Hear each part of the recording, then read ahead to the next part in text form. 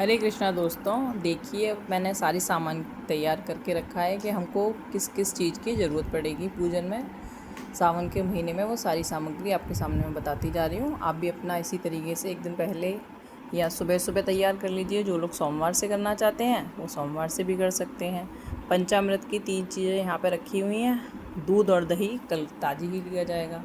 श्रृंगी है, अगर हो सके तो श्रृंगी से स्नान कराया कीजिए। और इससे 108 बार आप भगवान शिव का नाम लेके माला के द्वारा जप भी कर सकते हैं और भगवान का अभिषेक भी कर सकते हैं। कलावा जो मैंने आपको बताया था कि कलावा हमको सभी 4-5 जगह बांधना है, उनके लिए कंडी, इससे हम भगवान शिव जी को जला के और भस्म बनाएंगे जो भगवान शिव को हम चढ़ाएंगे। तो कंडी हमारे लिए गाय की रखी है हमने। बताशे भगवान भोलेनाथ को सोमवार के दिन चढ़ाने के लिए है। ये गंगा जल है स्नान कराने के लिए। अष्टगंध है। चावल, गेहूँ हमको संडे के संडे चढ़ाने हैं।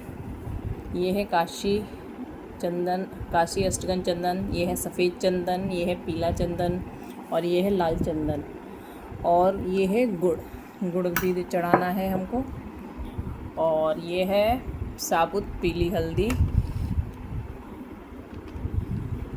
कपूर, जब भी हम भगवान को स्नान कराएंगे तो हम कपूर और गंगा जल मिला के उसमें साथ साथ कच्चा दूध और एक बताशा डाल के, ये 4 चीज़ें डाल के हमको, और गुलाब जल, ये 5 चीज़ें डाल के हमको भगवान को स्नान कराना है। भोग में आप भोग लगाने के बाद भगवान को लौंग और काली मिर्च पान के पत्ते पर रखकर दे सकते हैं, वो देना है आपको। और काली तिल और सफ़ेद तिल, ये आपको भगवान शिव को स्नान कराने के बाद जब हम चढ़ाएंगे तो काली तिल आपको पूरे माह चढ़ाना है। इससे हमारा पितृदोष भी कटता है। और शनि की अगर कोई 7.5 चल रही है या शनि का कोई प्रकोप है या फिर उनकी किसी का शनि खराब होता है, उसके लिए भी होता है। अपने को, हर किसी को अपनी कुंडली के बारे में नहीं पता होता है, तो ये आपको काला तिल पूरे सावन के महीने में चढ़ाना है। एक है जौ, ये जौ भी चढ़ाने हैं। ये राहु के लिए होते हैं, ये भी आपको चढ़ाने हैं। ये भी आप पूरे महीने चढ़ा सकते हैं। और सफ़ेद तिल भी आप चढ़ा सकते हैं। इसको आप जब जल चढ़ाएंगे तो उसमें जल में मिला के भी चढ़ा सकते हैं। बहुत से लोग काला तिल मिलाकर चढ़ाते हैं, जबकि काला तिल होता है शनि का प्रतीक और सफ़ेद दूध और जल होता है चंद्रमा का प्रतीक। तो चंद्रमा और काला तिल यानी कि शनि, दोनों को साथ में नहीं मिलाया कीजिए। आप मिलाया कीजिए, अगर आपको तिल मिलाना ही है तो आप हमेशा जल में सफ़ेद तिल डाला कीजिए, जो भोले बाबा को चढ़ाना होता है। सब जल स्नान के बाद भोले बाबा को इत्र लगाया जाता है। इत्र में भगवान को हमेशा काला भूत प्रिय होता है, महादेव को, तो उनके लिए काला भूत इत्र है।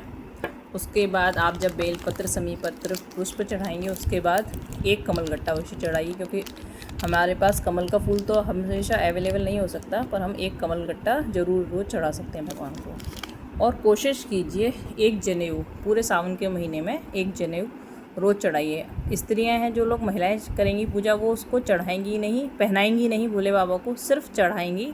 और अगर पुरुष लोग पूजा कर रहे हैं तो उनको पहना सकते हैं। स्त्रियों को जनेऊ नहीं पहनना चाहिए।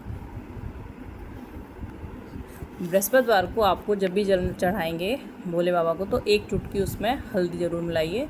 तो उसके लिए हमको पिसी हल्दी चाहिए। वैसे आपको ये हल्दी रोज़ नहीं चढ़ानी है, सिर्फ बृहस्पतिवार को चढ़ानी है। उसी जल का थोड़ा सा अगर बचे तो वहाँ आसपास अगर पीपल का पेड़ हो तो पीपल के पेड़ में भी जल चढ़ाइए।